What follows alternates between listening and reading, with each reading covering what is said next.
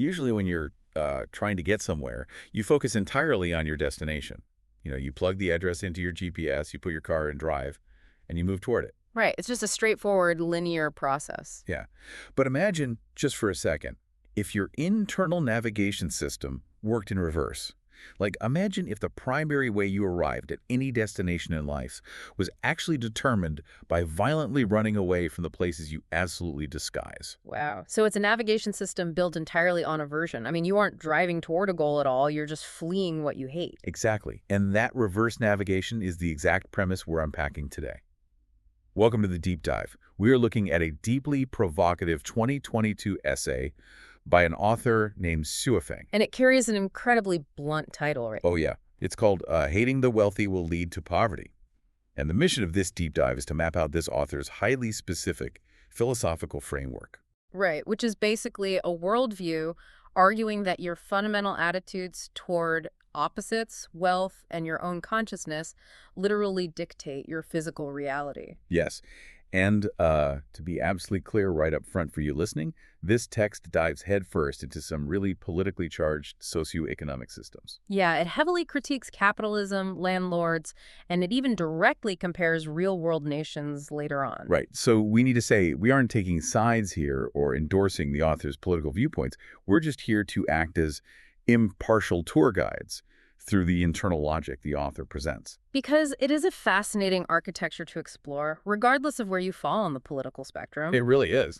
And the ultimate conclusion of this essay, the real hook here, is the idea that your personal aversions, the things you actively and passionately hate, might actually be the exact blueprint for the reality you're currently trapped in. It's like your hatred is effectively building your own cage. Precisely. And to understand how hatred builds that cage, the author starts at the very basement of how the universe operates, way before he even touches the concept of wealth. Right, he establishes a baseline rule. Yes. He begins with what he calls the universal principle of the unity of opposites. The text claims that for absolutely everything in the universe, there exists a direct fundamental opposite. Like basic physics, almost. Yeah, exactly. If there's an up, there inherently must be a down. If there's a concept of beauty, there has to be a concept of ugliness. And, crucially for his later arguments, if there is wealth, there must be poverty. Which, on a physical level, makes sense, right? Like, you can't really comprehend light without the dark. Right. But he doesn't just leave it as this external physical rule. He actually drags this rule of opposites inside the human mind. He argues that this existence of opposites is reflected deeply within our internal world. Okay, let's unpack this, because the internal stuff gets weird. It does. Within the same person, opposing aspects exist simultaneously. And this is where his logic gets incredibly rigid. He writes that if you dislike wearing clothes, you can only be naked. Wait, really? Yeah. And if you dislike the truth, you can only live in falsehood. And if you dislike men, you can only become a woman. I have to pause there because those internal examples feel really jarring. They are very absolute. Yeah, because the physical opposites, like up and down, those are just two sides of a coin. But saying, like, hating clothes means you're naked, is he arguing that our mental aversions literally force us into the opposite physical state? Essentially, yes. Because it feels more like a forced behavioral consequence rather than a universal law of physics. I mean, if I hate sweaters, the universe doesn't physically strip me. Well, what's fascinating here is that the author treats this internal duality with the exact same rigidity as gravity. To him, there is no neutral ground. No gray area at all. None. Because these opposing aspects exist within you. Pulling away from one automatically and inevitably results in embodying the other. So if you reject the concept of truth, you aren't just a skeptic casually observing from the sidelines. Right. By the very act of rejecting truth, you are fully occupying the space of falsehood. You default to the other half of the binary. So it's basically a zero-sum game of existence. You're either stepping on the black tile or the white tile, and there's no gray floor in between. Precisely. And establishing that zero-sum binary is essential for his next massive logical leap. Right, the trajectory part. Yes. If our internal opposites dictate our state of being, he introduces a rule about the trajectory of our lives. He says things actively move towards their despised opposite. Here's where it gets really interesting, because the author starts applying this repulsion to massive concepts. He does. He writes that if you hate heaven, you move toward its opposite, hell. Which is intense. Yeah. And if you despise violence, you move toward peace. And then he brings in the title of the essay. Hating the wealthy will lead to poverty. Exactly. He states that if you despise landlords, capitalists, and the wealthy, then you yourself will move toward being a poor farmer, a wage laborer, or a beggar. So it's an active repulsion effect. By hating the wealthy, you trigger a universal law that propels you into poverty. That's his claim, yes. But, I'm trying to visualize the mechanism here. Is he saying this is some kind of metaphysical magic, or is it more like psychological self-sabotage? How do you mean? Well, because if I hate rich people, it's almost like my brain develops a mental immune system run amok. Like, if I classify wealth as a virus, my subconscious is going to actively attack any opportunity I get to make money. Oh, I see. Right. Because I don't want to become the villain in my own story. Is that the psychological rubber band he's talking about? The harder you pull away from wealth by resenting it, the harder you snap back into poverty. That's a brilliant way to conceptualize the practical effect. But he doesn't frame it purely as a subconscious psychological quirk. Really? No, the text frames it as an inescapable law of cause and effect. Yeah, it's not just that you might miss a promotion because you have a bad attitude toward your boss. The author's premise is that the universe mechanically responds to your aversion. So it's a metaphysical law. Exactly. Pushing away the concept of wealth physically rebounds you into poverty. Which raises a huge question. It's one thing to say my own personal immune system attacks my bank account because of my bad attitude. Right, on an individual level. Yeah. But the author scales this up to the macro level. Yeah. He applies this repulsion effect to entire nations and geopolitics. He makes a very sweeping geopolitical claims based on this exact logic. It's wild. The essay states that if a country were to eliminate all its rich people, that country would inevitably move toward poverty. Okay. And if a country despises civilization, it will move toward ignorance and backwardness. Right. And the converse is presented as an absolute law, too. If all members of a nation respect, admire, and protect the wealthy, that nation will become prosperous and strong. Wait, scaling this to whole countries feels like a massive leap. It is a massive leap. Like, he's claiming that discriminating against or insulting the wealthy guarantees a nation will move toward weakness. And he even specifically cites real countries as proof of this equation. Yes, he does. He points to Israel and Japan as examples of what he calls wealth consciousness. And then he points to Zimbabwe and Venezuela as examples of poverty consciousness. Exactly. And again, just looking at the text impartially here, he's basically blaming a nation's GDP entirely on its cultural resentment. That is the argument. But how does he justify ignoring actual material conditions? Yeah. You can't just, good vibes your way out of hyperinflation or a trade embargo. Well, if we connect this to the bigger picture of his worldview, material conditions are completely secondary. Wait, really? Yes.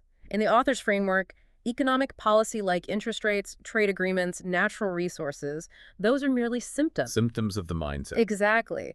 The root cause of a nation's wealth or poverty is the collective consciousness of its people. So what does this all mean for you, the listener? It feels like the author is drawing a direct, undeniable line between a culture's emotional attitude, respect versus resentment, and its actual GDP or geopolitical standing. That's exactly what he's doing. But can a nation's collective feelings really act as an economic policy? According to him, if the collective consciousness hates wealth, no amount of brilliant economic policy can save that nation from poverty. That is a staggering amount of power to attribute to human feelings. The universal law of opposites will drag them toward what they despise, overriding any material advantage. He's effectively saying that collective emotion acts as the supreme economic policy of a country. Right. He treats these nations purely as variables in his philosophical equation. The historical nuance or geopolitical context of why a specific country is struggling isn't relevant to his point. It's all just math to him. Yes, emotional math. To him, the emotional posture of the nation is the only metric that matters. Okay, so if my resentment guarantees my poverty, let's flip the coin. What's the mechanism for actually building wealth in this framework? Good question. Because if the negative rule is that you move toward the opposite of what you hate, the positive rule has to be the mechanism of creation. And the positive rule is wonderfully straightforward. You move toward what you like. Just like that. Just like that. The author lists several direct correlations to prove this. If you like cleanliness, you rid yourself of filth. If you like wealth, you overcome poverty. And gets incredibly poetic with it, too. He writes that if you like saints, you transcend being a mere mortal. Right. If you like freedom, you break the shackles of slavery. If you like heaven, you escape the engulfment of hell. And this leads to his definitive central thesis, which is that consciousness creates reality. A poverty consciousness can only create a reality of poverty. Only a wealth consciousness can create a life of abundance. The mindset must precede the physical manifestation. So it's almost like treating the human mind as a master architect. I like that. Yeah, like the blueprint you draw internally, whether your daily focus is fixated on admiring wealth or resenting poverty, that is the exact house you're eventually going to end up living in. Yes. The physical universe is just the construction crew following the orders of your consciousness. That's a perfect analogy for how he views the lag time between thought and reality. There's a lag time. Oh, yeah. The author doesn't view consciousness as just a mood you wake up in. It's the literal engine of your trajectory. Right. So if you change your blueprint today, your house doesn't transform instantly. You're currently living in the reality created by your past consciousness. Oh, wow. That makes sense. Changing your trajectory requires a sustained fundamental shift in what you actively admire and move toward. Which is a highly empowering thought, honestly. Like, Yeah. you are entirely responsible for the house you're living in. Very empowering. But, I mean, just when I thought I understood the architecture of this essay, I'm reading along thinking this is a broad philosophical treatise about the law of attraction and economic mindsets. Right. And then the author takes a razor-sharp turn. He goes from macroeconomics to a literal utopian commune. It is a profound pivot. It gave me whiplash. The final section of the text totally abandons the broad, universal laws of opposites and transitions into highly specific, almost spiritual methodologies. Yeah.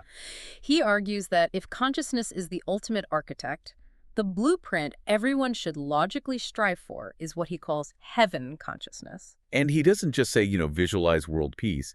He provides highly specific source materials to induce this state. Very specific. He insists readers must look at his own descriptions of spaces he calls the 1,000-year world, the 10,000-year world, and something called the Elysium Celestial Islands continent. Right, and he becomes incredibly prescriptive. He adds that if you don't believe his descriptions of those celestial spaces, you need to look at the production and living scenes of what he calls the second home on Earth to nurture this consciousness. Like a real physical place. Yes. He states definitively that without possessing this specific heaven consciousness, no amount of practice or striving will ever allow you to reach heaven. I was legitimately shocked by this shift. It's definitely surprising. Because we just spent the whole text breaking down the physics of opposites and the macroeconomic impacts of resentment. Yeah. And suddenly he is providing his own named communities as the literal exclusive roadmap to salvation. Like, why pivot from a universal law of opposites to such a highly specific localized destination? Well, this raises an important question about the fundamental purpose of the essay itself. Okay. We have to look at the rhetorical strategy. The author uses a broad, widely relatable philosophical argument about wealth and poverty to build a ramp. Oh, ramp. Yeah, because everyone intuitively understands that up has a down. Everyone can relate to the idea that a bad attitude might hold you back. Sure, that's just common sense. Exactly. He uses those logical steps to establish absolute authority in the mind of the reader. Oh, right. He gets you nodding along with the basic physics of the universe. Exactly. And once he has established that his framework is an inescapable universal law, he uses that authority to guide the reader toward his highly specific spiritual worldview and community. That is wild.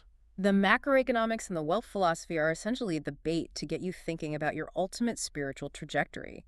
He solves the anxiety of poverty by offering his version of heaven. It's a masterful piece of rhetorical architecture, honestly. It really is. You start the essay agreeing that you can't have light without dark, and by the last paragraph, you're being told that securing your place in the Elysium Celestial Islands continent requires studying his specific texts. It's quite a journey. Very much so. So let's zoom out and look at the terrain we've covered today. We've covered a lot. We really have. We started with the author's universal principle of opposites. The idea that you can't separate the black and white tiles of reality, and that rejecting one forces you onto the other. Right. Then we explored the mechanics of the repulsion effect, where resenting wealth acts as a psychological rubber band snapping you back into poverty. And that's whether you're an individual subconsciously sabotaging your own career, or a nation dragging down its own economy through cultural resentment. Exactly. We unpacked the core thesis that your consciousness is the literal architect of your reality. And finally, we witnessed how the author uses all of that to pave a highly prescribed path to his specific version of heaven consciousness. Have a very specific path. Yeah. So what does this actually mean for your own life? Whether you're evaluating your daily career ambitions or trying to make sense of global politics on the evening news, this text challenges you to look inward at the mechanisms of your own mind. Mm-hmm. It forces you to ask, how are my deep-seated aversions, my secret resentments, and my ultimate desires silently architecting the physical world around me? Right. Are you actively driving toward a goal you admire, or are you just fleeing the things you hate? It's a profound lens to view your own trajectory through. The author argues so definitively that moving towards what we like is the master key to prosperity and ultimate reality. Absolutely. But, analyzing this framework leaves us with a fascinating puzzle to mull over on your own. Oh, what's that? Well, if consciousness truly manifests physical reality, as he claims, what happens when someone's idea of a perfect heaven fundamentally conflicts with someone else's? Oh, well. Right. If two people have entirely opposing yet equally powerful consciousnesses of what a perfect world looks like, whose reality actually wins out? That is a brilliant paradox to leave off on, because before you program your internal GPS, you might want to make sure the blueprint of your heaven isn't on a collision course with someone else's. Exactly. Thank you so much for joining us on this deep dive. We'll catch you next time.